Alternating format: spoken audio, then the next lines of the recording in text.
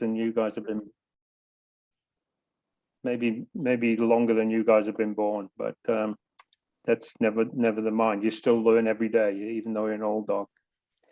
So that video was put out by myself for probably about 6 years ago now. That's when I started Triple F Consulting here in Indonesia, 2015. Before that, I had a long, varied career working in. I've actually lived in 8 countries and worked in 12 different countries, different jobs, all related around operations and supply chain. And of course, during that time, you learn and grow and with the technologies that come with it. And these days, they're coming every single day. There's a new methodology, a new term to use, and everything else. But I think what's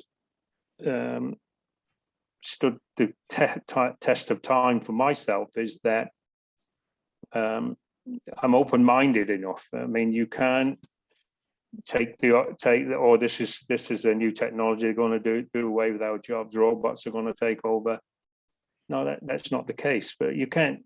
There's only one thing that's constant in life, and that's change.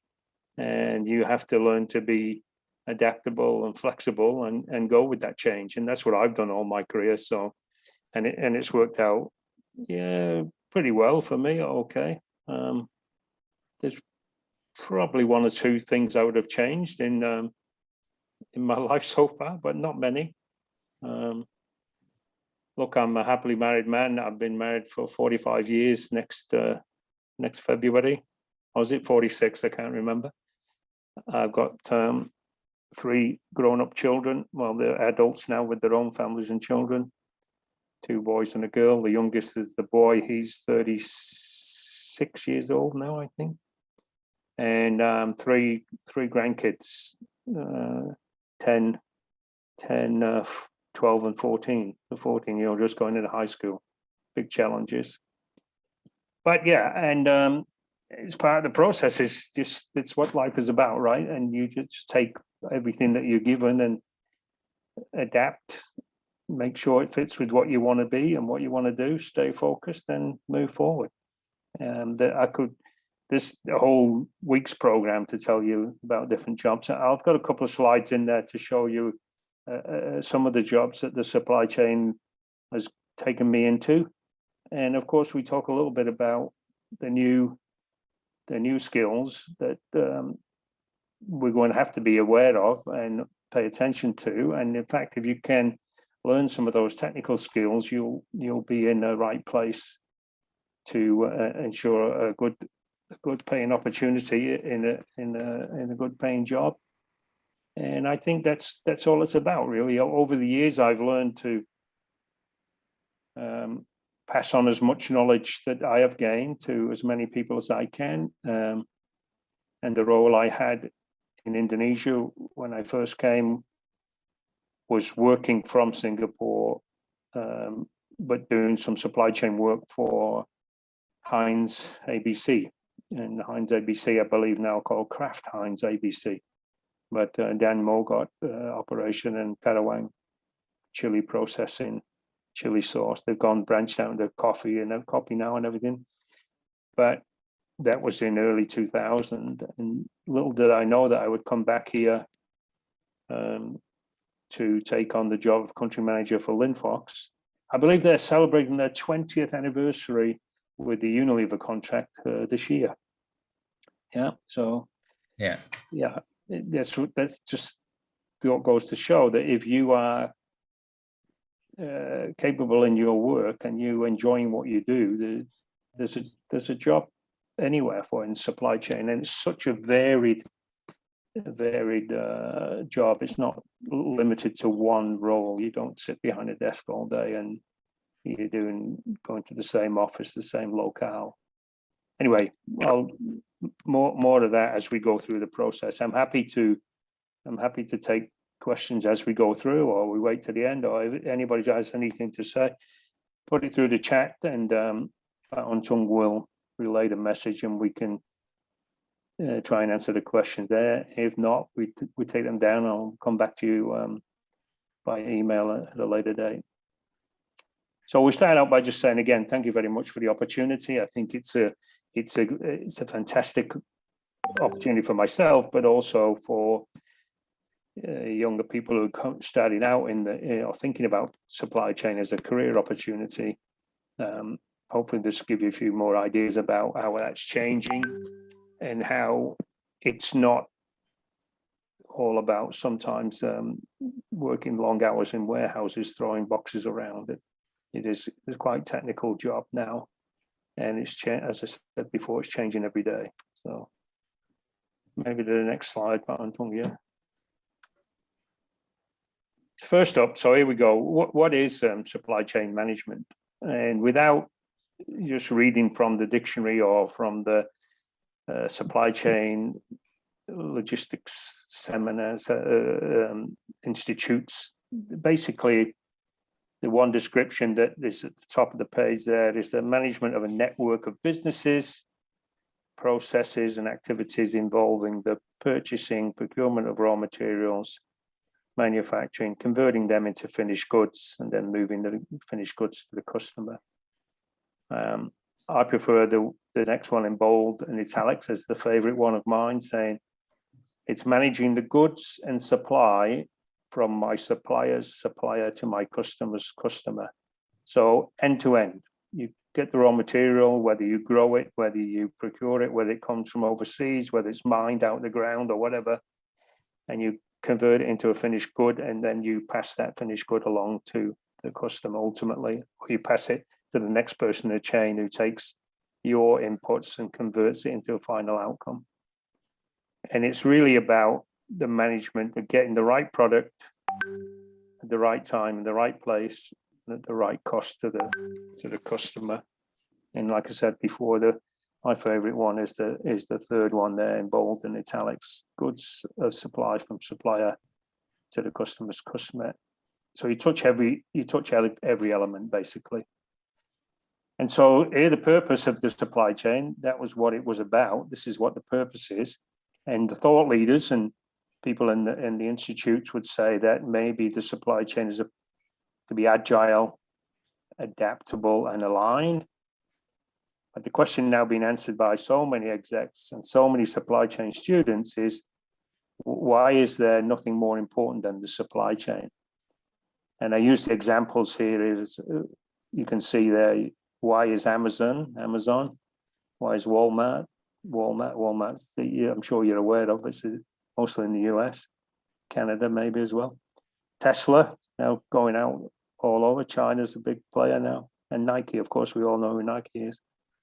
But those people and those brands, they're the few companies that built their whole business, a reputation, and the market dominance, because they understand that the purpose of supply chain is to do one thing, and that one thing is to enable growth. I don't think you can say much more than that. That just makes sense. I believe that. I think they're fine examples that could say this is how they've understood it. I'm not quite sure I agree with all of the operating working principles of our friend Mr. Bezos, but that too will change. You want to spend all his money going to the moon anyway, so don't worry about that. So many options. So not only is it an exciting time, supply chain jobs include planning, strategic procurement, logistics management, distribution. You can drive a fork truck, dispatch, maintenance planning, buying, sourcing, packaging, quality control, inventory, space planning, supplier management, and even to the repair and recycling, expense management, financial controls, planning, cash flow, training, and education. So it's encompassing everything. To be a supply chain specialist, you are focused on one or two elements within that vast array, or you can become a generalist and have a bit of a knowledge about most elements of that, which is basically, I suppose, where I am. But it can be much, much more than that as well. So it is a very, very open-ended, many opportunities type of a career. So, yeah. there's different places you can work within the environment, within the chain, in an office, in a warehouse, at the distribution center, trucks, ports, air cargo freights, air terminals, warehouses, manufacturing goods, packaging material suppliers, pallet manufacturers, everything that is associated with getting what we talked about earlier from the supplier's supplier to the customer's customer. And that's just a graphic basically saying there's probably more than 12 elements in the whole thing, but it works across multiple industries. It's not just an industrial environment or a FMCG or a consumer product groups. It is heavy in banking. Banking requires supply chain specialists. Governments require supply chain specialists. Armed forces, they have their own logisticians and their own disciplines around movement of goods. So, and the job I chose, like many people do, have been involved in the industry for a long period of time. Say you go into the supply chain consulting role because you can share some of your knowledge and pass it along to other people and help them out when the specific problems come along. So to me, that's why I'm here. And for sure, understanding about supply chain definitely give you an edge as you apply for different jobs and different roles that you consider in your career journey. Thank you for that. Again, not to repeat, but not only the different places, the different opportunities. And we can talk from, if you think as the customer as the end game, the end supplier, you have to ensure what it is that you're trying to supply and what it is you're making and what do you want to do with the final outcome.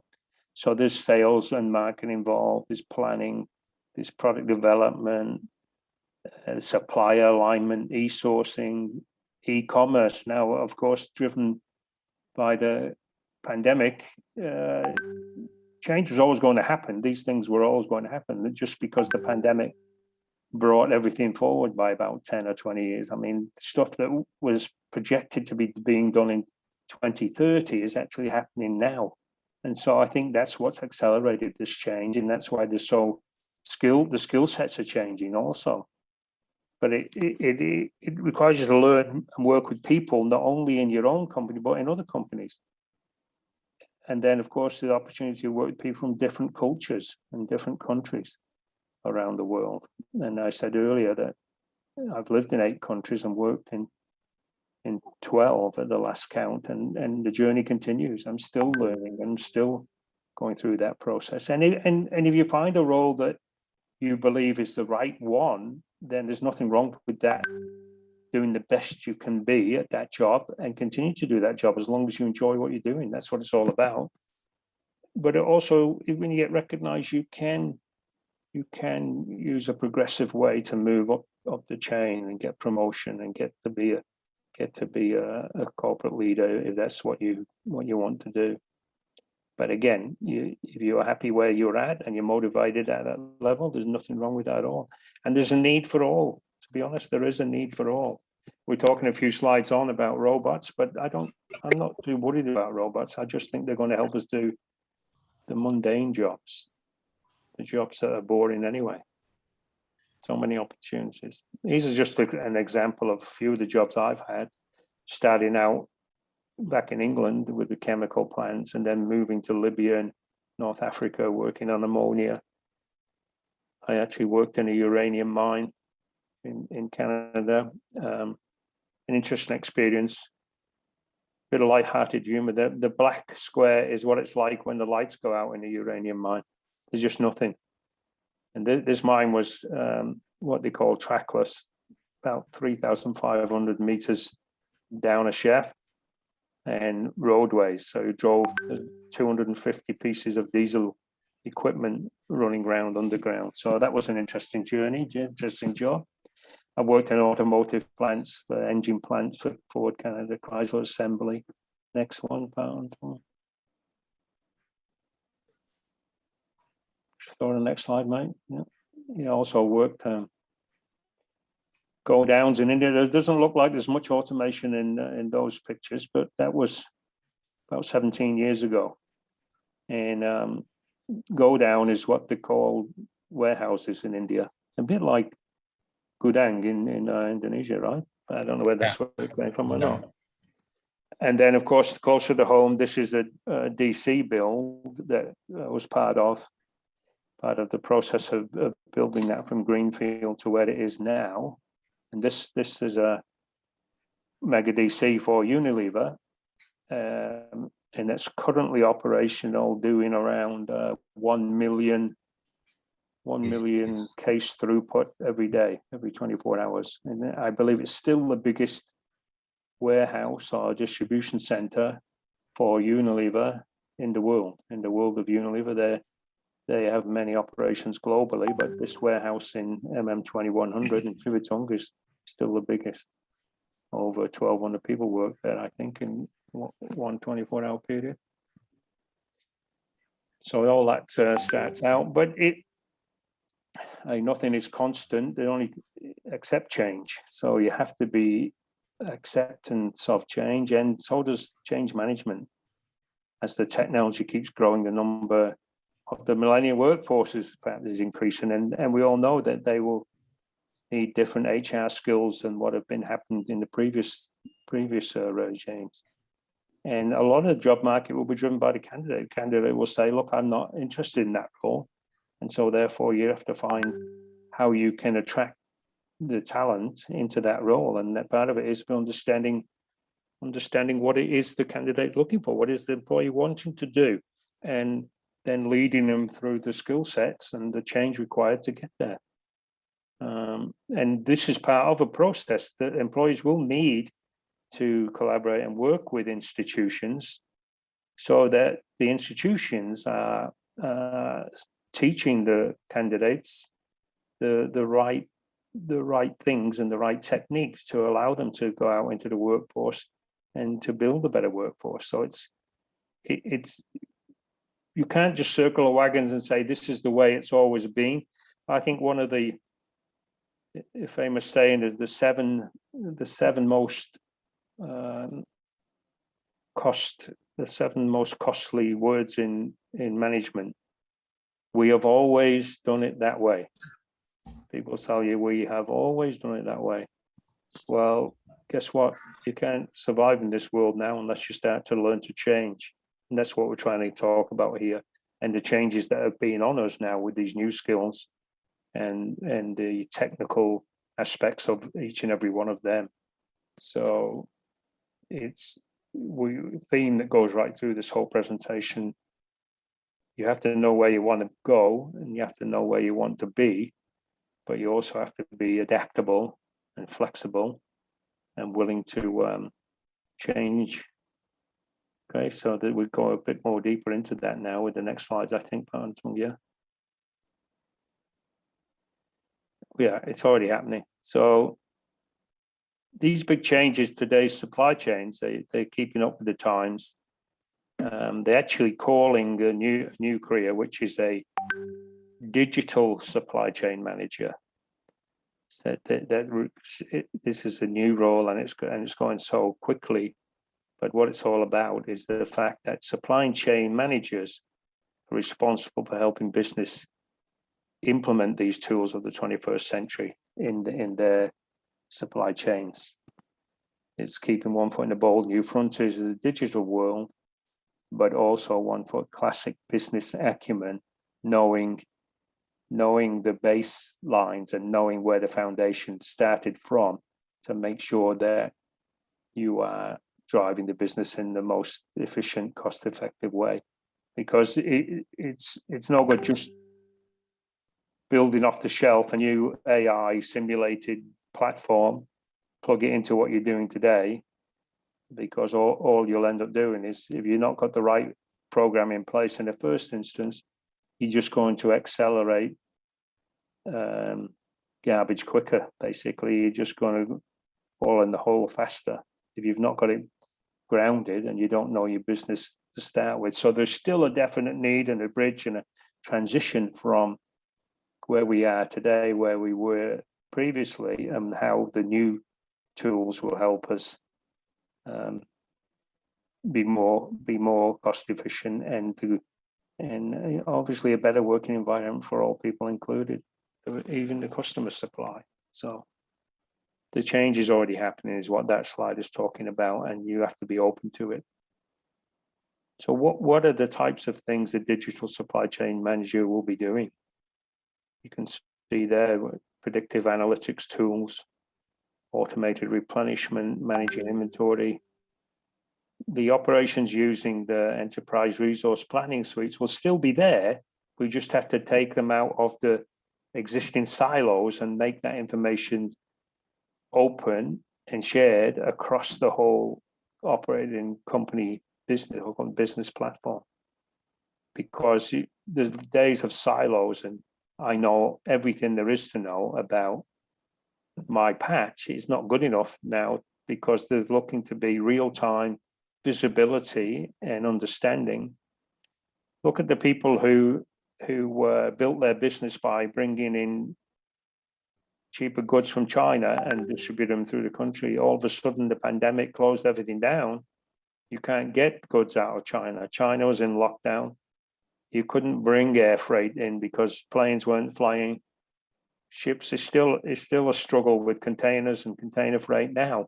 So people looking at that and saying, well, if we don't understand one source and risk management and business continuity, then we're always going to fall over. You have to be aware of all of the operating elements across the end-to-end of your supply chain, from what we said earlier, from your customer's customer to your supplier's supplier, or supplier's supplier to your customer's customer.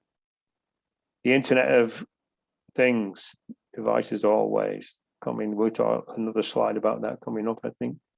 And data collection, data analytics, and understanding what it is you're collecting. Don't just collect data for the sake of data.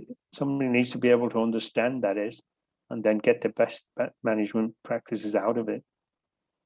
Continuous improvement, and because it's always going to change every day, there's a new element, there's a new process, and you just have to be aware what will be the ones that you need to do and study and find them. Can't be jumping at every single new thing that comes out. Although people do, and there were people out there trying to sell you all this new stuff. But unless you know what your base business is and how you're operating against that base business, you have to get that house in order first, but then you can start the journey. We'll go on through a bit more as we go into blockchain and the likes, which is a separate subject in itself. But this is basically saying the change has already started, and what used to be a supply chain manager now is being a digital supply chain manager. Technology is just changing it all, and it will continue.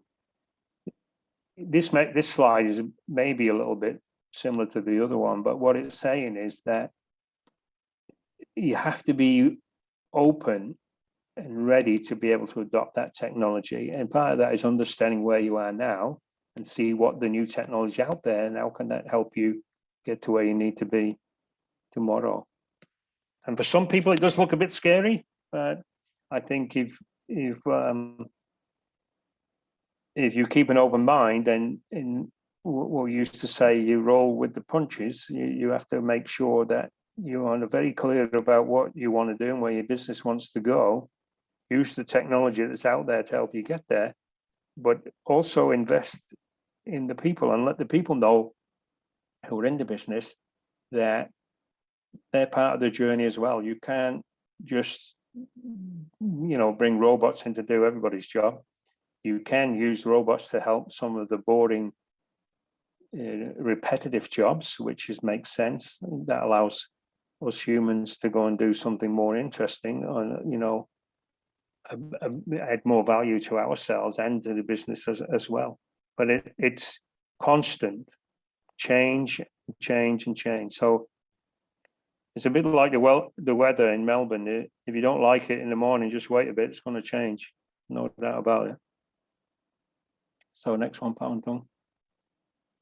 Yes, change again. Technologies that I've mentioned already. We talked a little bit about Internet of Things, artificial intelligence, AI, blockchain, end-to-end real-time visibility. People want to know where their product is, where their order is. I ordered this, where is it? If you can't tell them, they're going to look at other alternatives. The 3D printing, you can build anything basically now, even human tissue. They're printing new heart valves, and all kinds of autonomous vehicles. Electric vehicles will be a big thing in the future for Indonesia with the resources that's here. Drones, e-commerce, online to offline. There's just multiple disciplines changing, with retail business talking about micro fulfillment centers, dark stores. It's just the historical move to bring goods closer to where they're going to be used, closer in, especially in urban centers. So we can't let the modern workforce be bogged down by tasks that don't add value and are very time consuming. It's not only inefficient, but it's also a waste of human capital. But there are visibility, the building blocks you can see there for supply chain resilience, visibility, collaboration. New ways of working. This is an interesting one for me, because we know that AI technologies are transforming the world of work, and that workplaces will need to learn new skills and continually to adapt to new occupations as they emerge. But we're less clear, however, what the specific skills tomorrow's workers will require. And McKinsey, one of the famous consultant groups, and their institute looked at the kind of jobs that could be lost, as well as those that will be created as automation, AI, and robotics take hold.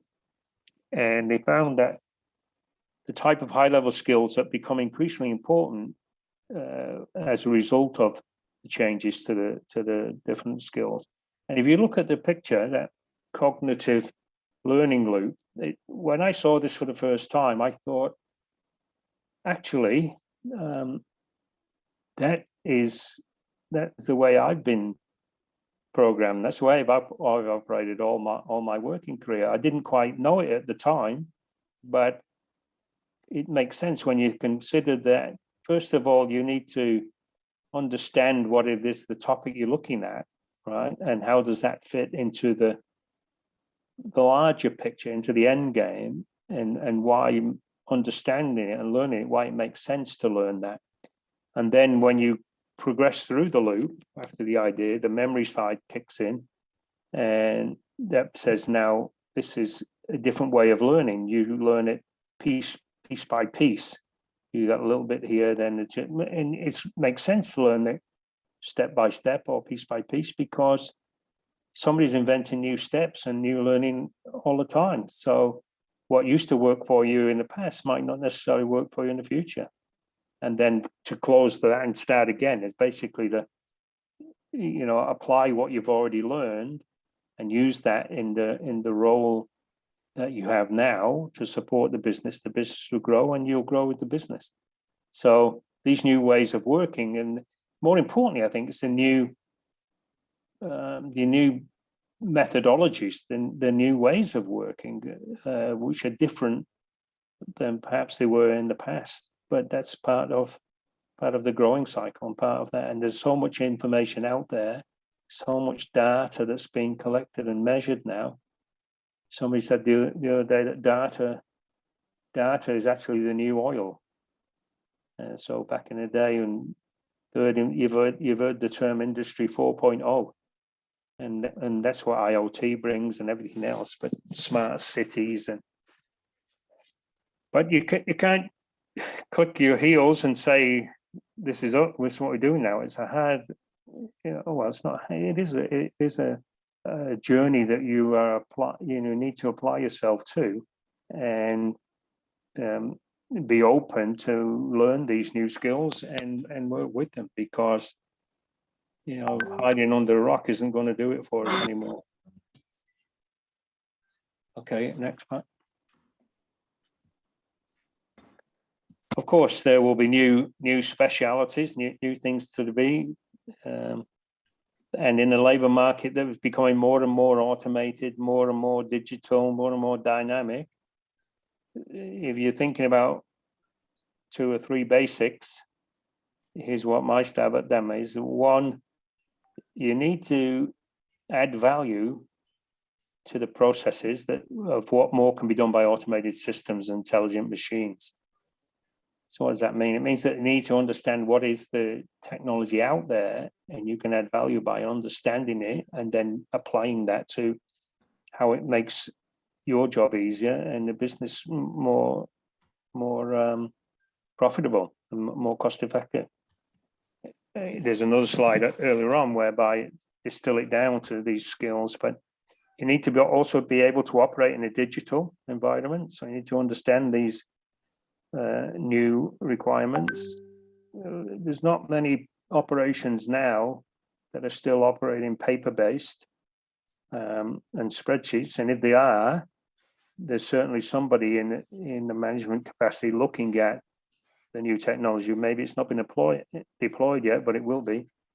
You can't continue to operate in a paper-based system these days, and that's what number 3 talks about: continually adapting to these new ways of working. And the new roles within the ways of working. Some other useful skills listed there: project management skills, cost accounting skills, ability to understand financial statements, e-business, e-procurement systems, troubleshooting, problem solving. It goes without saying that the robots can't take over everything, but they will be playing a larger part. And if you know how the robots operate and what they're supposed to do, you can become that human interface between them. I mean, warehouse operations are classic.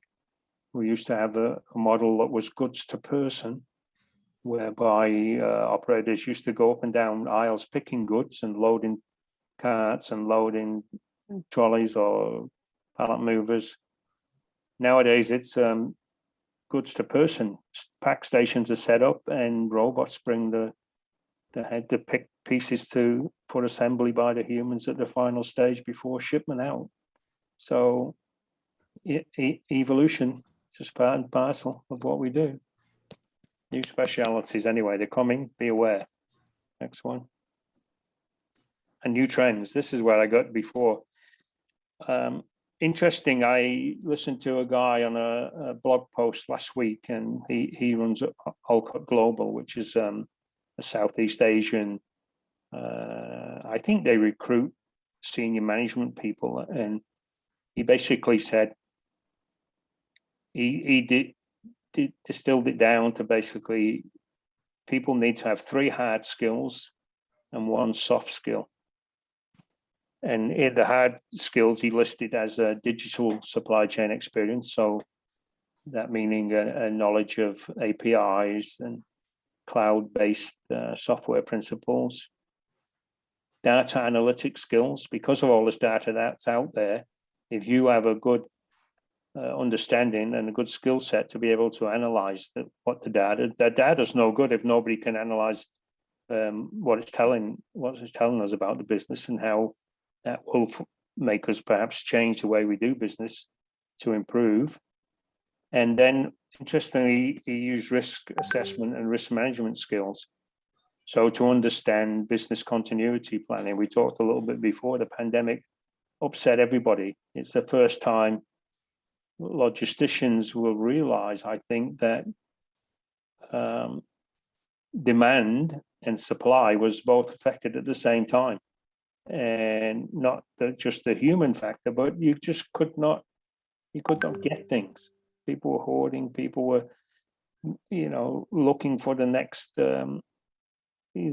goods. Supermarkets were shut down, you couldn't go out, e-commerce exploded, people bring stuff to your door. In Vietnam, they actually only last week restarted motorbike deliveries. In Vietnam, they call the Xiom masters, not Gojek drivers or Grab drivers. It's called a Xiom master. But the government closed that down because they didn't want delivery people potentially passing along COVID. So that's what their hard lockdown took in place. So that's why people invent new ways of working and new different ways. And the digital side of things, I'm not sure you can quite make it out, but this survey, the middle bar, talked about data analytics, IoT, cloud computing, predictive analytics, all these technologies that have been reinforced and accelerated as a consequence of what happened with the pandemic. And there's no going back with it. It's going to be there with us forever. So supply chain is a career that requires a commitment to rolling with the punches. I mentioned that earlier. And that means continually to improve your own skills. And you can't be anything unless you're adaptable and you're flexible. You can't circle the wagons and say it'll go away. It won't. And the real soft skill is really the people skills, building relationships. Machines talk to machines, but machines can't talk to people. Not yet, anyway. They're working on it. But so you need to be able to work with your teams, with people, with employees, with management, with customers, with vendors, with suppliers, and with your trading partners. So I think probably why my career was I'm pretty good working with people. Perhaps the technical side of the aspect, all these new fangled robots and AI and everything else, it'd be a challenge for me to learn them.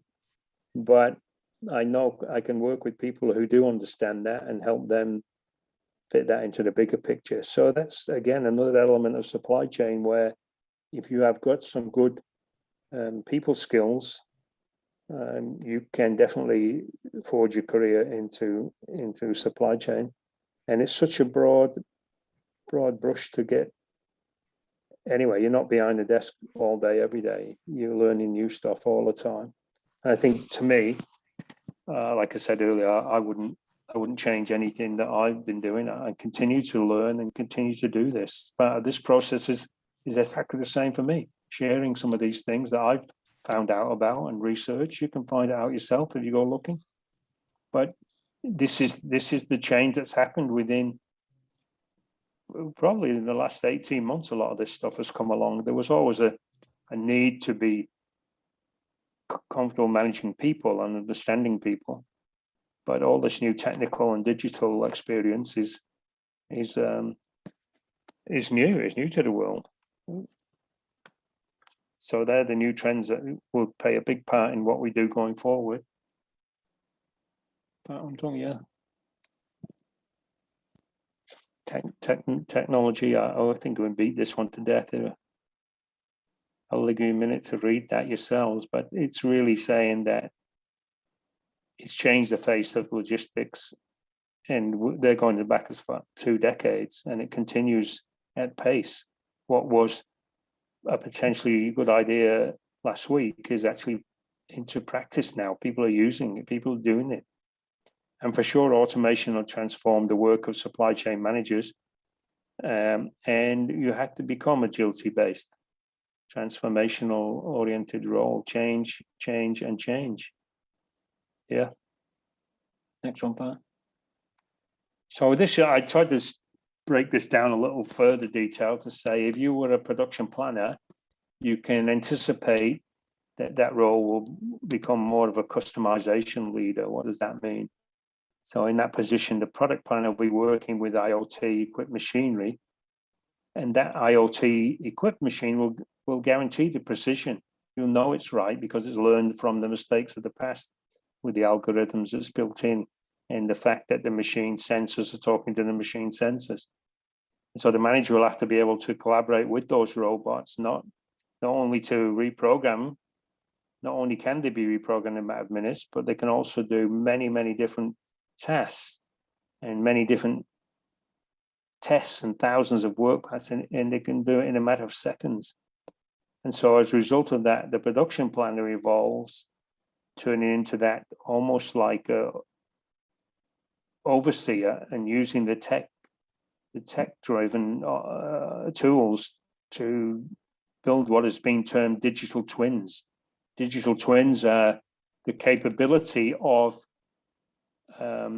not just the IT department, but the technical people in the supply chain have the ability to build the end-to-end activity and workflow of the supply chain into a digital scenario, so that it can test if we were going to change supplier from supplier X to supplier Y, and he's in a different place, a different location. All of that analytical work can be done and simulated via computers, and it can become the digital twin, so that before you actually physically go out and relocate, whether that's bringing offshore production back to inshore or nearshoring, all this activity with this pandemic causing Chinese supply chains to be falling over, people moving, particularly North America, the US taking out production from China to Vietnam. Vietnam got in the strife, taking it from Vietnam garments to Bangladesh, even to Indonesia. Indonesia put their hand up and said, you know, why don't you come and relocate to the new Bintang industrial estate, Semarang, Central Java. So that's what the production planner can do. That new job allow them to improve profitability, and getting to do that and do it right the first time, because they've done all the simulation with the digital scenario. So production planner is an example that become customization leader. I have another one next, I think, yeah.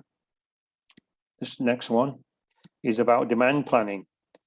So that demand planner will become a commercial troubleshooter. Because of automation, the demand planner will be equipped with real-time capability, drilling down on transactions, cloud-based, using multi-purpose enterprise resource planning software and learning algorithms, machine learning algorithms. Back up one, mate, you've jumped. Yeah, this is just really, no, back again. You've gone the wrong way. One back, please. Yeah, one back, not forward. There. Yeah, one, yeah. Okay, we'll go to that one because you like it so much. I think, to me, to be honest, this logistics manager and the activity that the logistics manager will be responsible for, mostly making sure the customer is happy and customer satisfaction director.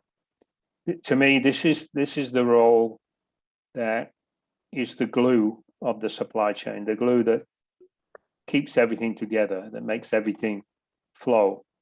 Automation, analytics, fulfillment centers, all increase the options and number of available plans to route, confirm readiness for the customer, shipments, and even building loads.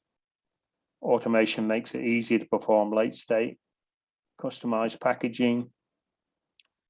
It also makes it easy to plan and deliver the shipments over multiple channels. In Indonesia, certainly deliveries by Gojek, Grab, and even trying out drones now. Some drones are being used for vaccination delivery and hard to get places.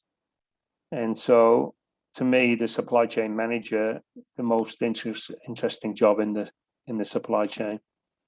And it gives you both ends of the fact. You're tasked with making sure you deliver the product and the product's manufactured in the right way, to the right spec and fit for purpose. But it's also the first point of contact to the customer.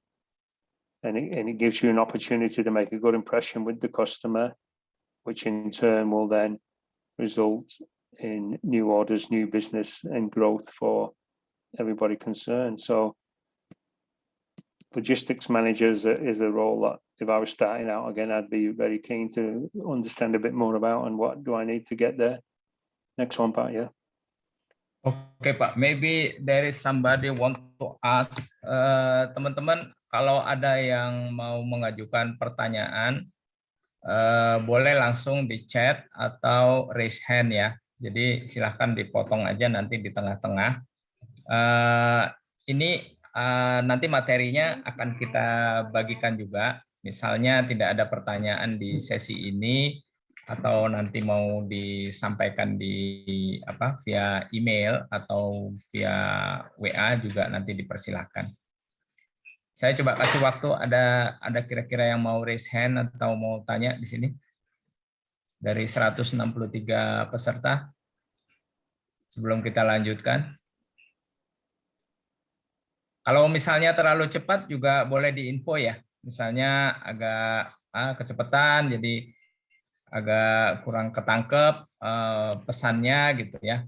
Makanya di sini Pak Frank sampaikan banyak tulisan supaya juga nanti saat sudah selesai sesi bisa dibaca-baca kembali. Ini ada yang via chat dari Pak Yul Mulyani. Good morning, Mr. Frank. I'm Yul Mulyani, doctoral student from Business Administration. I just want to thank you for sharing and motivation on today's lecture. The supply chain is one part of the organization that is behind the scene of the business and become a determinant for the business sustainability. So in my opinion, it's a potential opportunity. With the pandemic, we are finally trying to innovate and be creative. Even though not long ago, 2019, I read the book about marketing 4.0, traditional to digital. Now entering 2021, we have entered marketing 5.0, where the use of technology has become increasingly sophisticated. Even though robots have replaced human work, they still need competent people to operate them. We just said continue. Ya, ini statement aja ya, Bu Yul. Nggak ada pertanyaan. Kalau ada pertanyaan, Bu Yul silahkan langsung ya. Kalau nggak ada, kita lanjut dengan Pak Frank lagi. Let's continue, Pak Frank. Well, before you go, I just would what you've read and what I heard there is absolutely, you're very, very spot on with that. But there is still that need to be able to interface, if you will, between where it is. If I talked a couple of years ago about Industry 4.0 coming, but the majority of logistics and operations and transporters in particular in Indonesia, in my view, they were, instead of trying to get to Industry 4.0, but they were probably Industry 1.5. There's a big gap between how they operate today and how they will need to operate in the future. People are closing the gap quickly, and there's all kinds of digital devices to do that, with applications for ordering, applications for transport providers, which is all a good thing, but it is a journey, and the government has recognized this as a journey, given the fact that a few years back, the logistics and transportation cost about 26% of Indonesian GDP. And I think that is around about 21% now. But Pak Jokowi has decided that this is so important that we try and drive logistics and transportation distribution down to 17% by, I believe, 2025. And so these parts are what we're talking about this morning. Some of these jobs around, people doing the work will have to be getting up to speed with the digitization. In that we left off there talking about logistics manager. I think the next one, Pat Antong, talks about the other thing we can't ignore, which is sustainability. I think there's COP26 going on in Glasgow at the moment in Great Britain, Scotland, talking about the climate change. Because if we don't do anything about that, then you don't have to worry about it. Mother Nature will take over. We're already seeing different tornadoes, different hurricanes, different landslides, all kinds of stuff that's going off. And that is another responsibility for the operating teams now to consider. I think it's still offsetting carbon footprint, and which is another whole different science again. But Korea operational companies, big players, are now talking about ESG.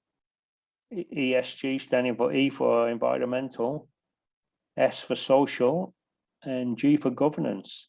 And it really is coming together to say, you have a responsibility, if you're operating on this planet, to be conscious of what you're doing to continue to help the planet survive. Because if we keep going on the way we're going on, fossil fuels and rising sea levels and all the rest of it, our grandkids are not going to be able to see so much of it. So this part of a resource utilization, is very important to make sure that you're getting the most efficient use out of the equipment that you're using, and you're doing it in a manner that is driving results for the business, but not creating unnecessary use of energy and pollution and everything else. We know Jakarta struggles at times with, every time I look at the index, it's at number 5. In fact, they've added a new number 6 now, just in case they can't measure it all with number 5. So people aren't aware, and people in decision-making power are definitely saying this is the direction you're going to have to pay attention to.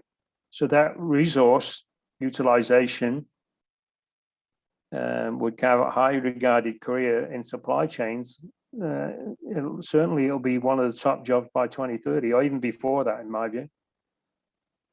So just talking about the examples of jobs, I think we're going into technology now, Pat, yeah. So control towers. First of all, a control tower is something that gives you visibility of your whole supply chain, from the point of incoming raw materials, conversion to finished goods, and then distribution to finished goods to end user.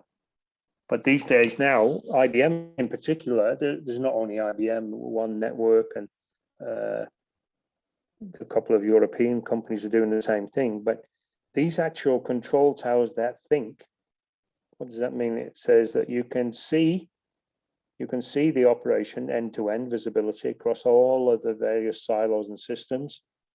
You expand that visibility to your partner locations and also goods that are in transit. You're reaching downstream and upstream to get understanding of where are the materials that are inbound to conversion to finished goods. And you can improve that whole supply-demand collaboration piece. So the control tower is seeing this. They're now predicting what that will mean based on what they see. So they'll get real, accurate, real-time ATP is availability to promise, meaning that somebody's already ordered this. We're in the process of converting that into the finished goods that will fulfill the orders that are in the system. It can improve the response management to the imbalances between supply and demand.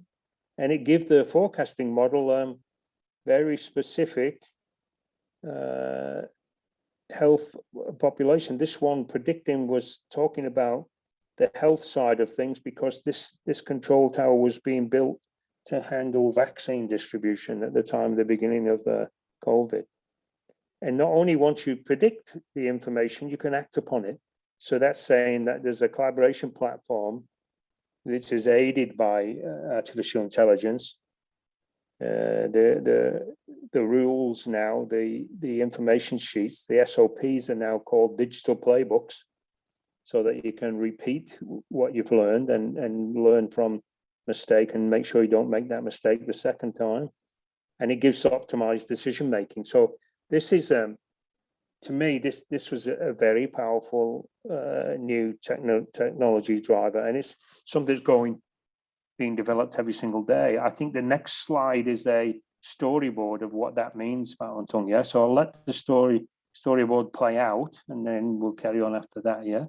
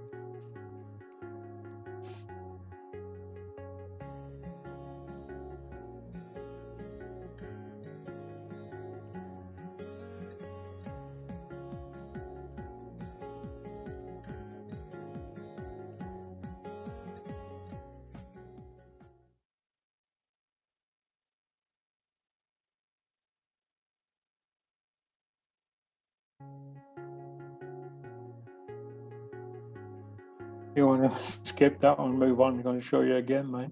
That's the end of the slide, ya, Pak. All right, yeah. Okay. Next slide then.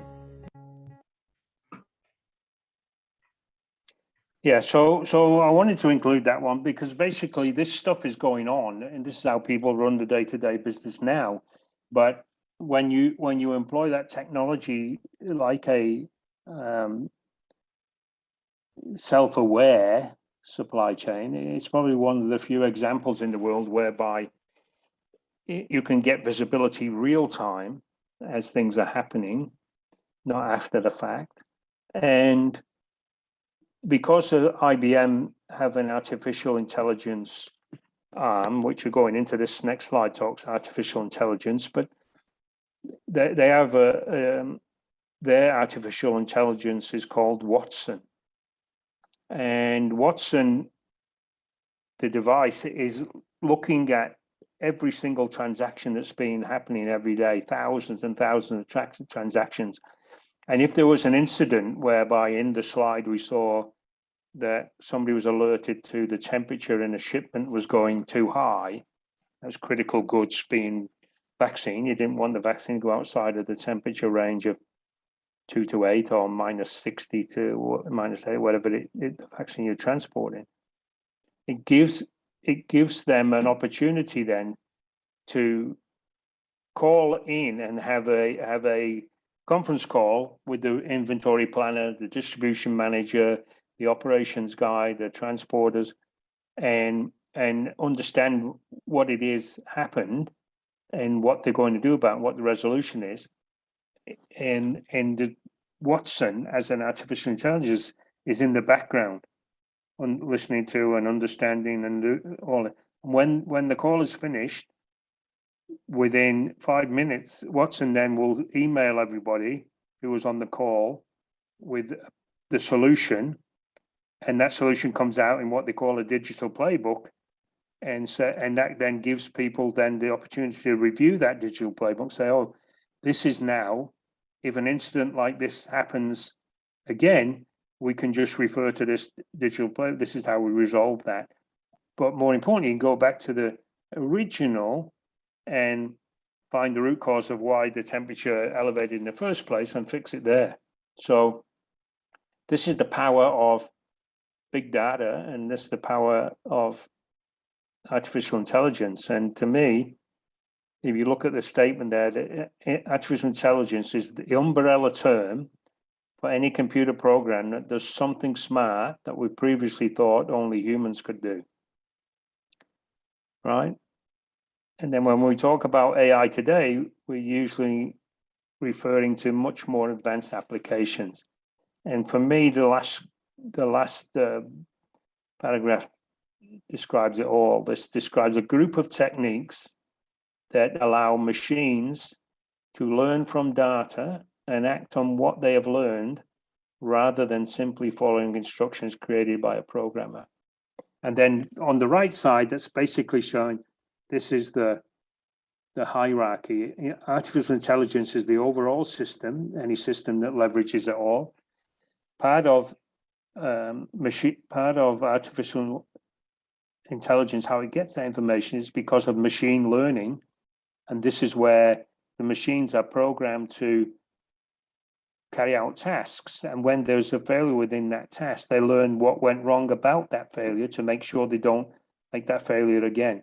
And the more you go into that, which is obviously why it's called deep learning, that is a subset of machine learning, which says these days, it's how your car's evolved with a computerized system in the car. When you back in the day, you used to take it to the shop, the Benkel or whatever, and motorbike, and the mechanic would listen to the engine run and, because of knowledge, know what to look at and what to do next. These days, you go to service a car, they just plug it onto the computer. They do diagnostics onto a computer. They did that the other week on my NMAX in Yamaha. They plug it in and do a diagnostics and say, oh, your back brakes need changing, the disc pad's worn out in so many kilometers, blah, blah, blah.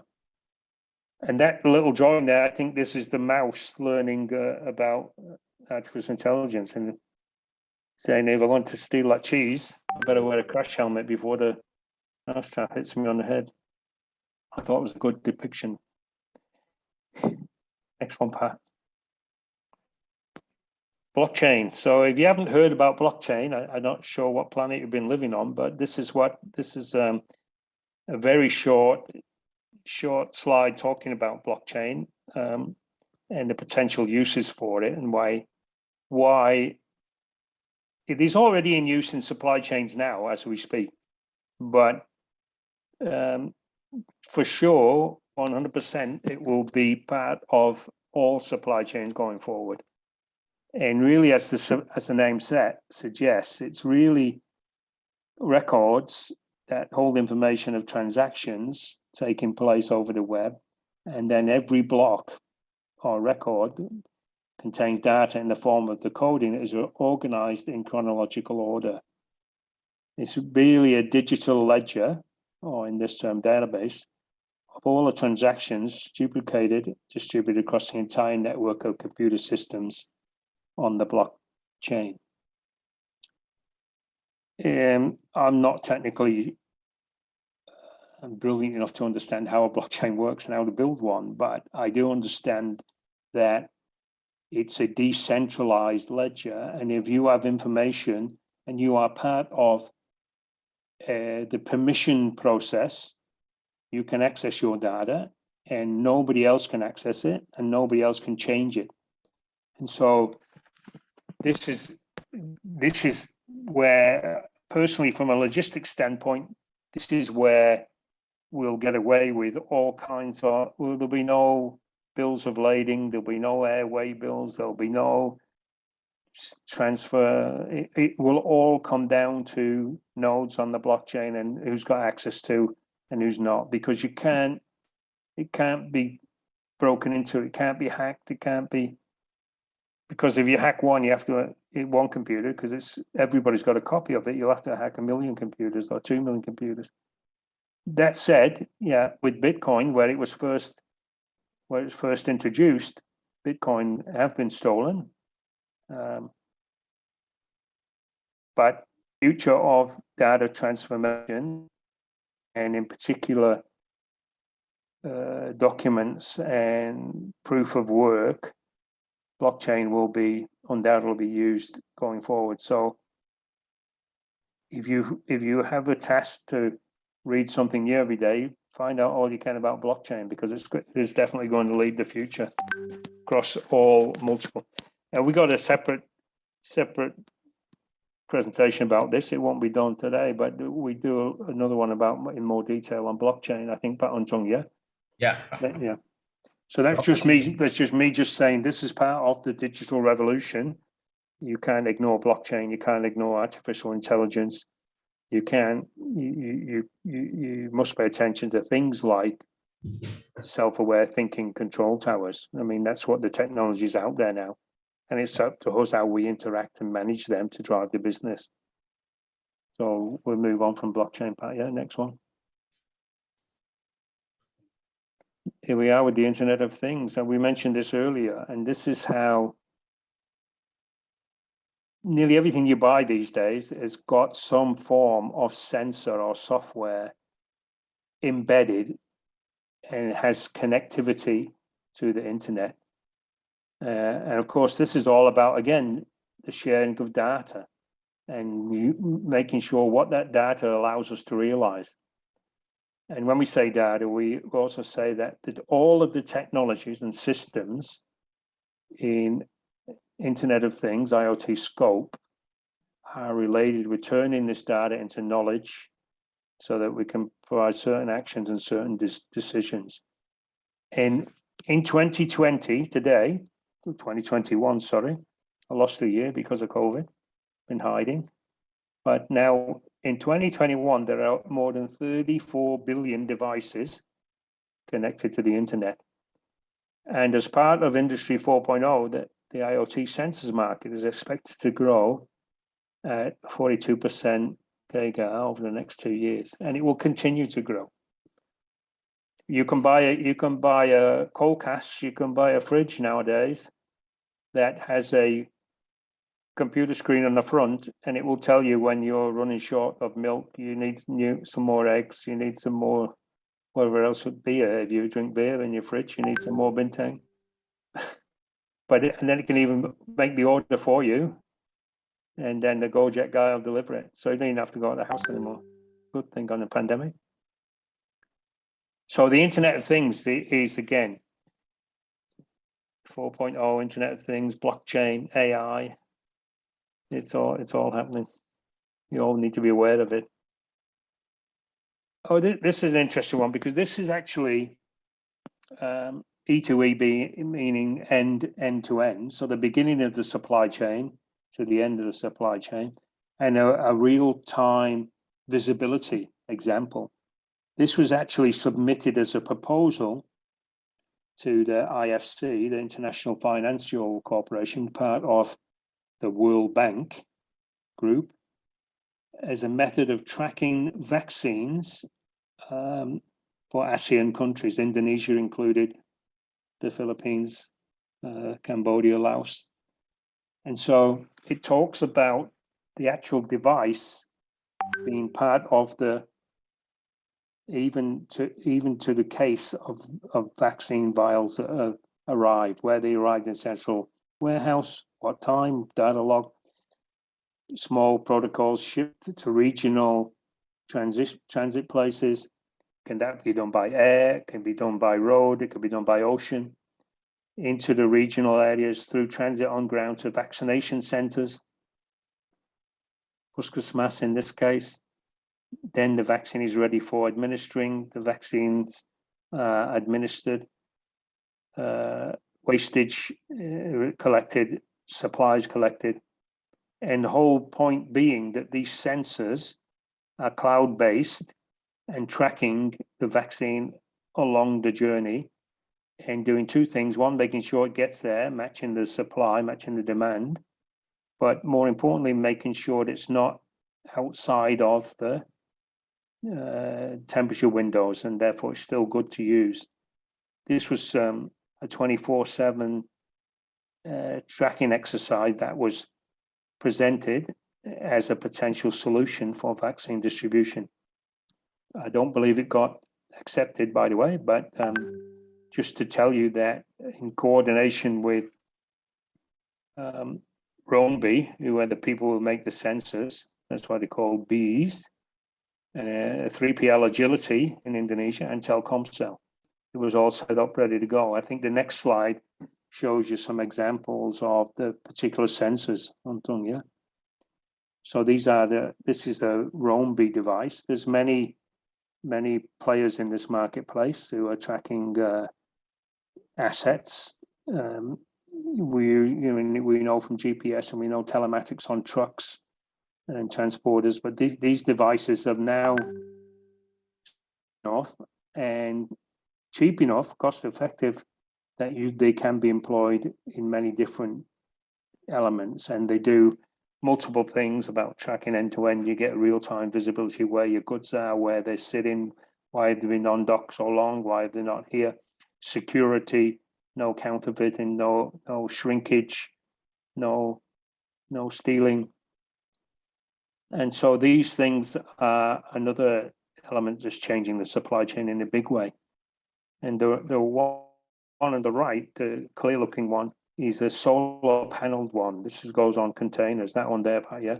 So that basically is, so this one, yeah, that's something that goes on the outside of a container, and it's about the same size as half a laptop or a large tablet, like a tablet mobile phone, and it's actually solar powered. So it just bolts onto the container and it's solar charged, and that charge gives enough for 8 hours battery life, and it can talk to devices that are inside the container that are measuring humidity, measuring temperature, measuring. Very smart. And this model that these guys are using is all OPEX. So it's operating expense, it's not CapEx. You don't buy it, you actually just lease it, rent it from them, and when you finish with it, you can actually give it back. Or you can keep it for a period of time and pay rent on. It's a very smart new digital way of tracking and getting real-time visibility on goods within the supply chain from the very beginning, from your supplier inbound to your receipt at customer, managing inventory and everything. It's enough to be said. I'm not selling Roamby equipment. I just know I've worked with them, and it's a very smart solution. Next. So as we close it out, then what are the final thoughts? Basically, senior management, top leadership, they need to be ready. I'm sure they are. Many people are already embarking on this journey, but there will need to be preparation and ready to respond effectively to the roadblocks that prevent employees from performing optimally. Nobody comes to work every day and say, oh, how am I going to make a mess of things today? How am I going to mess up today? Everybody wants to do a good job. And we've got tools out there that allow people to do a better job, but we have to make sure that we roll them out, implement them, teach them in the manner that people don't become threatened about machines taking over. It's all about learning the new technologies and actually competing within the new modern digital supply chain.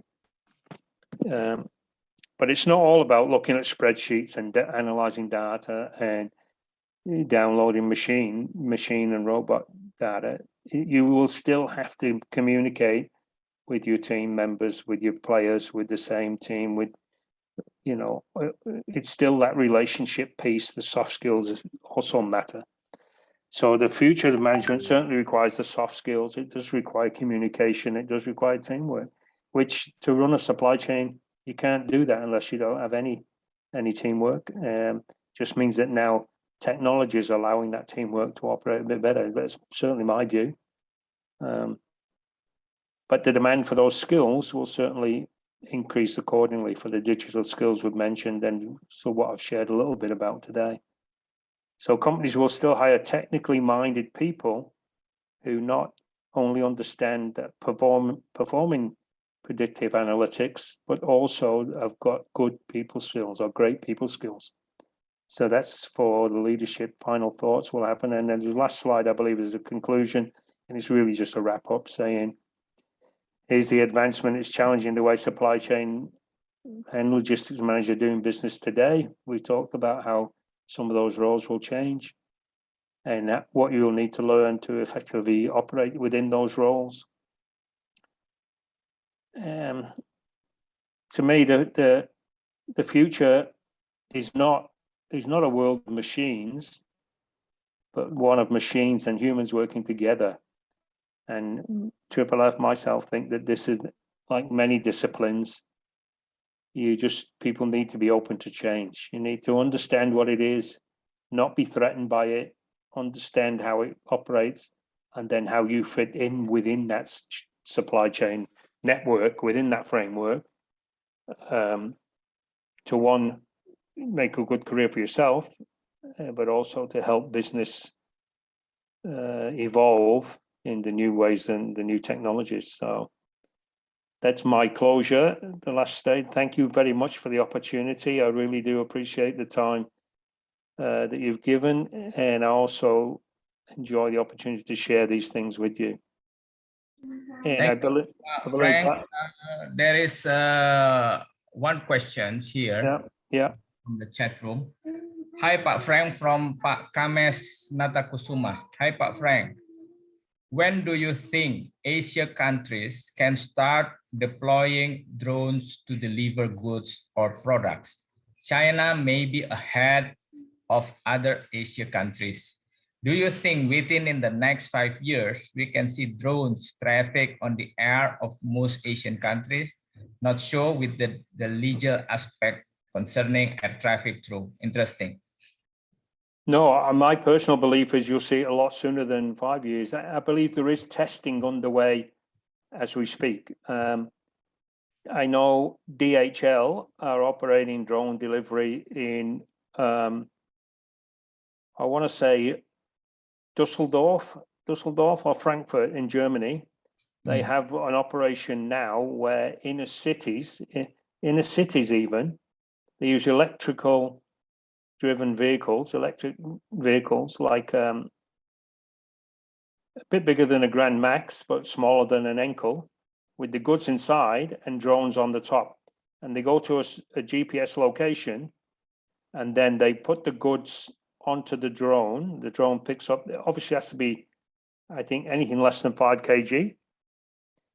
And then the drone takes off. They park in a car park or in a carpool or in a shop car park somewhere. And then they deliver drone to that neighborhood, even to the point of delivering to people on the 26th floor in an apartment building, flying up to the top of the apartment building and dropping it on the balcony. So it is working now. It is in operation in Europe. I agree with the statement that China might be ahead of Asia. In fact, I believe China's ahead of the world. And I worked there a number of years ago, and then I thought that anyway. But now they have an ability to do it because there's not a lot of open discourse within the Chinese government. The government say, this is the way we're going to do it, and that's the way it's done. And if you don't like that, you're going to get locked up.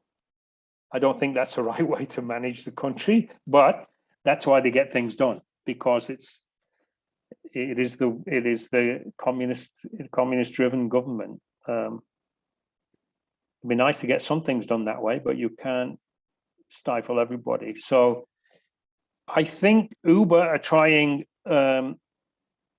a drone type delivery, even passengers. They're using what they call volocopters. They're not helicopter. It's like a electric vertical operational takeoff and landing. And they're doing that. Somebody's trying to do it in Jakarta, actually, from top of building to top of building, or from the airport to a helipad on one of the big towers and some of the big buildings downtown. So, and I know it's been tried with some of the remote island locations to deliver vaccine. I'm not sure the operating company doing it, but I think it will be a lot sooner than 5 years. And drones. One thing, I see them here. I go for a walk on the beach sometime, living in Bali, and sometimes I go for a walk on the beach and you can hear them, and you'll get people flying them at the beach, just because they can, I guess. But my brother-in-law, who operates in Sydney, he has one, and he uses it when he goes remote diving and everything else. But it is so limited in first world cities where you can fly them because of air traffic. With the pandemic, it was okay because there was no planes. But when it gets back to normal, I think there will be some kind of aviation license required. But without a doubt, we'll see drones making deliveries before the end of next year, and it'll be common sight, in my view. Hope that answers the question. Yeah. For you, I think this is just a discussion. I think for the drone is the weight of they have a limited of weight, yeah. Yes, or sure. Maybe 5 kg. I don't think that 100 kg, 200 kg can be delivered from one place to another place with drone, yeah. Or this not the drones we see now, but maybe everything's been in development. Now there is 6 different personalized drone carriers. You start with a flying car, start with a drone with 4 rotating propellers, vertical takeoff and landing. There's 6 in operation now. Part of what's happening in the World Expo in Dubai that goes on till March next year, 2022. People are showcasing them now. I'm not saying you and I'll buy one. Well, you will. You've got more money than me, but it won't be something that will trade your motorbike in for a drone, I don't think. But there will be people with them. You'll trade a Ferrari in for a drone, maybe. I can see that, but again, it will be about how do you regulate that? How do you ensure it's a safe environment? We're not at the Jetsons quite yet, but I suppose it's like everything else. There are rules, and there's many regulations that we have today for driving our motorbikes and cars. The problem is there's not a lot of enforcement, right? We all know the rules, but unless you enforce them properly, people just ignore them, right? Yeah. Okay, next questions. Raise your hand. Raffi Priyanka Yusuf. Bahasa Indonesia juga nggak apa-apa. Bahasa Inggris better. Oke, mungkin saya coba bahasa Inggris Pak, tapi perlahan-lahan Pak, apa ya? Siap, siap. Oke, good morning. Thank you for the opportunity, Mr. Untung and Mr. Frank. I want to ask an opinion, maybe. I have some struggling in my head. I want to ask some opinion about what is more important, a human resource transformation or maybe a digital technology transformation, especially for our country development, because I've seen two cases. In one case, there is a lack of technology caused that a lot of people cannot implement the innovation that they have, because there are some people that have many competency, there are some people that have many knowledge, but because of the lack of technology in our country, they cannot implement their innovation and their idea, and it causes that our country is so slow and for the development. And also the next case that the massive technology has influenced our country, but it affects that there are only a few people who can operate and master it well.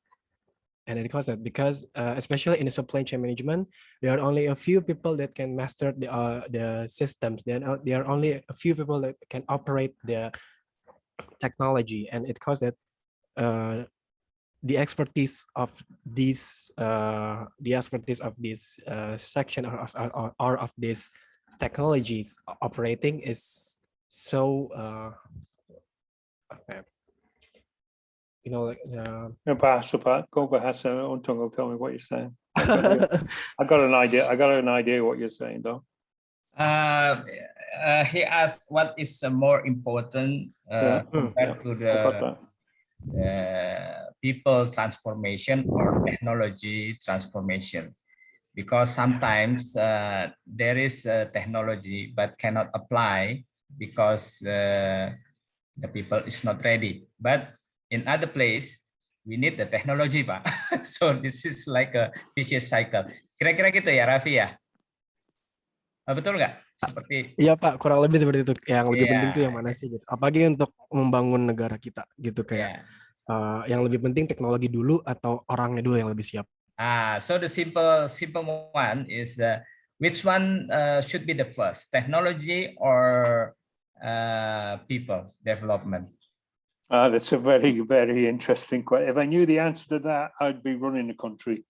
By the way, I don't want to run the country because it's an incredible. You cannot, because you are not Indonesian.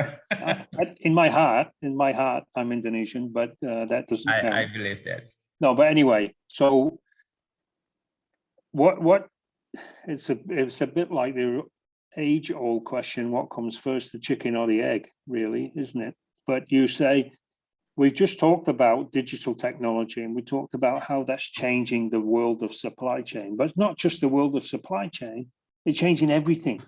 I mean, my first mobile phone that I operated about, I would say 30 years ago, was like a brick, and I had to have like a car battery on a shoulder bag just to power it, right? And so these things change. Now there's more computing power in the handheld device than there used to be the building to build the hardware in to run the computer. So it really starts out at the very, very beginning. When you start to teach children, your own children, or teaching children in class, in school, in kindergarten, it has to be an acknowledgement of in my view, I'd call it, life skills. It's about what do you need to know that will help you be a worthwhile contributing citizen of the country that you're living in, wherever that may be. What do you need to know? Do you really need to know algebra? I get the understanding, and I understand technology, and I understand learning, but I don't think I've ever in my whole life, it's been a long time, used the square on the hypotenuse equals the sum of the sides on the other two squares of a triangle, right? And I remember it. Why? I have no idea. But I think you have to start with the groundswell now going forward for teaching the people. Because if people are given the opportunity, there's still things that all of this technology and all of the computing power, and yes, you've got machines now designed that can play chess and beat people at playing chess or whatever other, the Go game, the Korean game, and there's no doubt about it. There's very, very smart artificial intelligence, machine learning, deep learning, everything else. But my experience in this country, and it's like almost 15 years now, and I see every single day the smart young Indonesian people are coming up with ideas and converting those ideas into reality. And for me, that's part of why I do what I do, to try and pass on some knowledge. But if you look at the example, I don't know, is that ULA, the three people who just started that business last year or what, they just got $87 million venture capital for an idea to allow warungs to order online and get the product online and delivery online and microfinance and everything else. So it's that joint connectivity and collaboration with technology. But to me, the human development must come first. I'm maybe old school, but to me, the human development comes first, and it starts with what you learn at the very, very beginning of life, what you learn, what you teach your children, what your children learn through school and learn through it. But the whole teaching curriculum, who needs to understand now what 9 nines are? If you're doing multiple table, 9 nines are, we all know, but do we all know? I don't know. It's not a question, but it's saying that those ways of learning by rote and by repeat and by writing line is irrelevant now, because you can just go and look it up. You don't need, Google can answer a lot of questions. The question is whether you believe what you're reading. There are bad actors out there doing stuff right or wrong, but for me, the development needs to be with the human interface. And I get that a lot of people might not have access to it, don't have the resources, don't have. One classic example, real time, rolling out vaccines and getting vaccines, jabs in arms of people in this country. As we know, 5,000 kilometers end to end, 3 time zones, 17,000 islands, 6,000 inhabited. And you move anything nationally across this country is a challenge. But to do it in a time-sensitive environment, in Bali in particular, it was managed by the Banjas, by the local leaders of the village who were instructed of, this is what we're going to do, this is how we're going to do it. And you can register online. Oh, wait, stop. What do you mean, register online? I don't have a phone. I don't have internet connection. I don't have this. Oh, don't worry. We'll get your neighbor, your village elder will come we'll organize a car, we'll come to your house, we'll pick you up, we'll take you to the Puskas, we'll give you the jab. You don't need to worry about internet, you don't need to worry about connectivity. But the world is that way. Why are there, the US, most powerful nation in the world, why are they going for booster shots now and giving children from 2 years old onwards the vaccination when 28% of the country's vaccinated here or whatever in Indonesia? But more important, in Africa, there's only 4% of the population of Africa got one dose because they can't get it, because all the rich countries have using it all up. There has to be some global thought and some global leadership that says we're all in this together. And that goes right back to the point of technology, and that you can't stop people learning. But for me, if you've got billions and billions and billions of dollars, like Jeff Bezos, like Elon Musk, yeah, why are you pouncing about sending people in spaceships? Why are you spending millions of dollars throwing people to fly in zero gravity? Nonsense. If I was in charge of the world, I would say, Elon Musk, 2% of that man's wealth, 2% only of that man's wealth can end world hunger. Tell me why he's sending people to the moon. It's bullshit. Sorry about the language, but it is bullshit in my opinion. Sorry, long-winded answer, very long-winded answer. But for me, the investment in the people is before we start doing that. By the way, to train people, you need technology to train them anyway. So it's both at the same place. Menjawab ya. Sangat terjawab. People Terima kasih banyak. First, yeah. People development first, according to Pak Frank. Yeah, maybe other people have another. Yeah, for sure. For your information, guys, Pak Frank is now live in Bali. Yeah, we stay in Bali now in Canggu. But I'm back to Jakarta next week. I'm back to Jakarta. Oh, I've been here about 10 years. I used to have an apartment in Jakarta and work from Jakarta. But during the pandemic, I came back to Bali, and then I couldn't leave it. They shut down the flights. They shut down everything for 8 months, and there's been an encouragement to, have people working from Bali so that we can share, because some of the Balinese folks have just rely on tourism. They got nothing.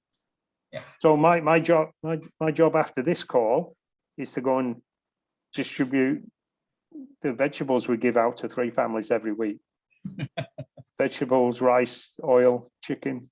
Yeah. I've got to do that circle of events after this. Okay, there's another one. I think this is the last one, Pak. Yeah. Okay. From Aditya. From Aditya. Hello, Mr. Frank. Permission to ask.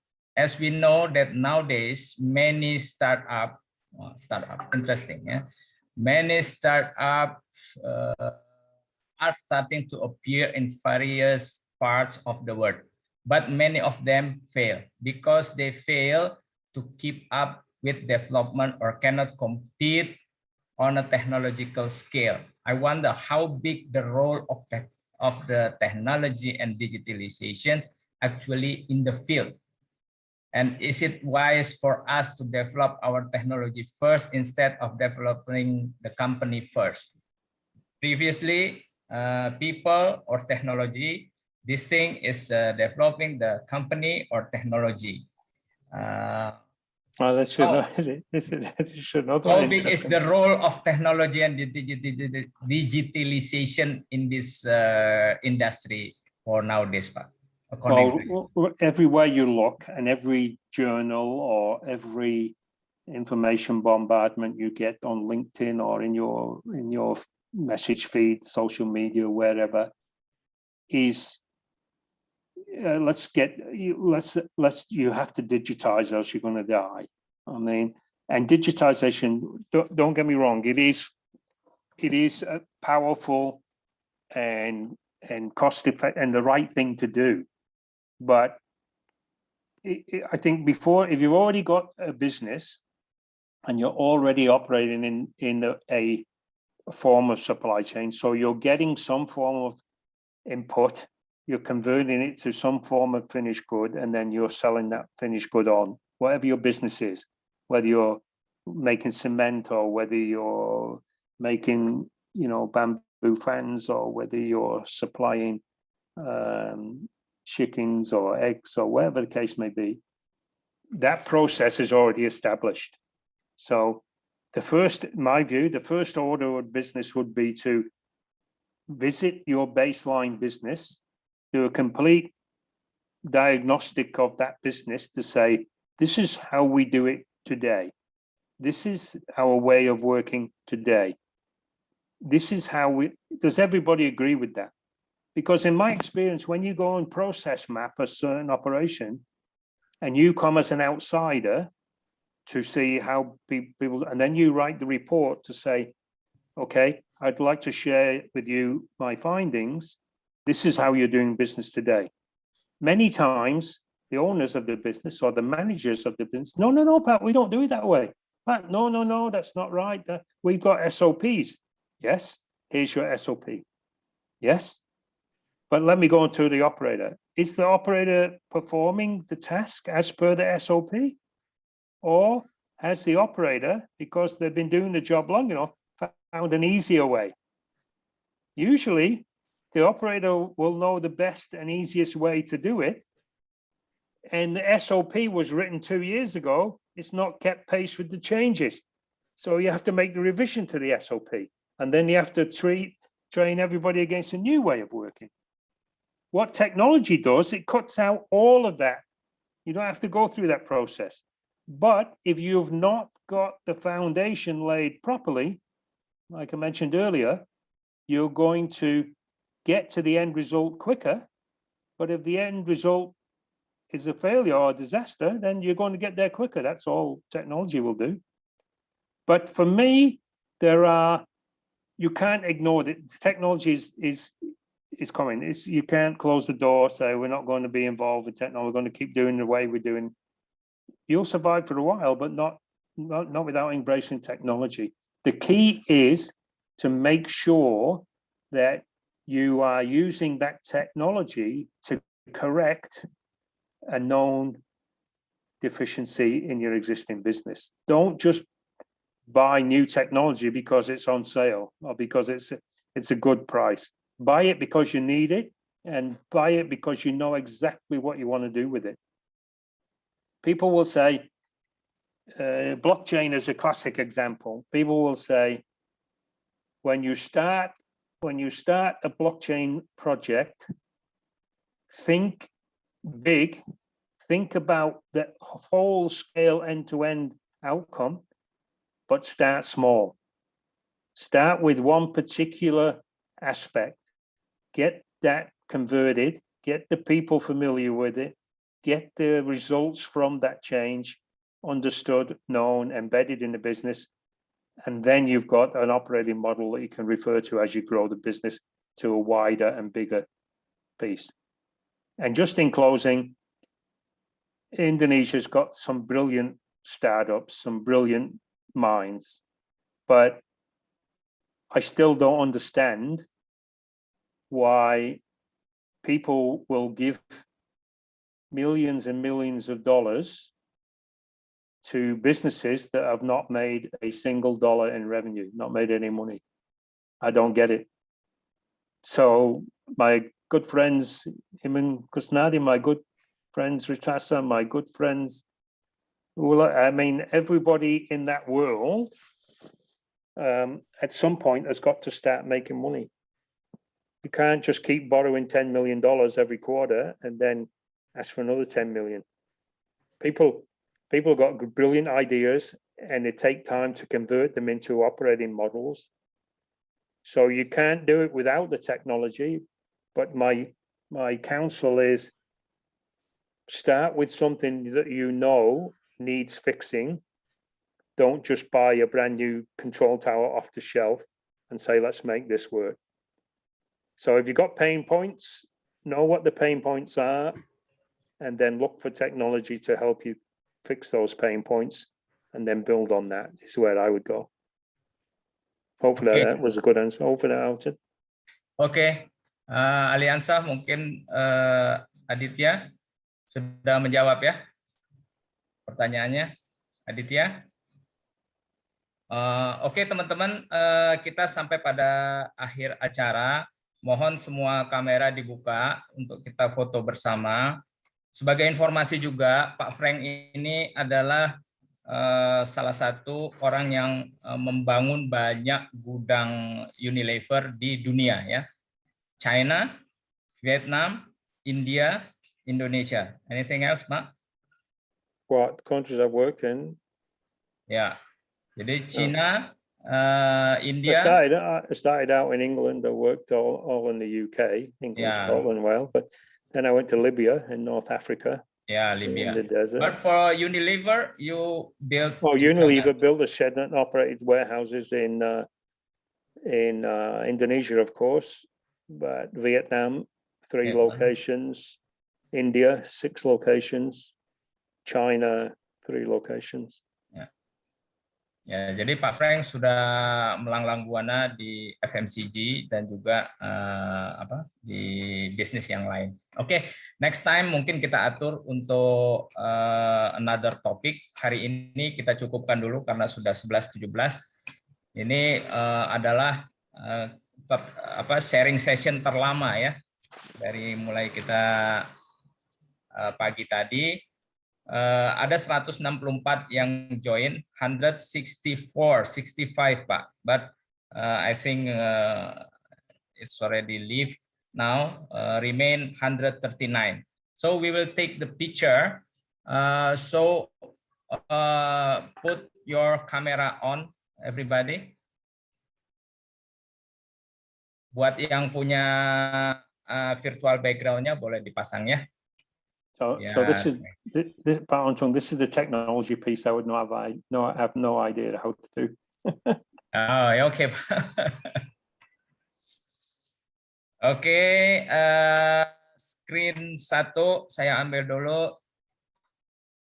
Screen 1, 1, 2, 3, cheese. Mana cheese? Screen 1 ya, sabar sebentar.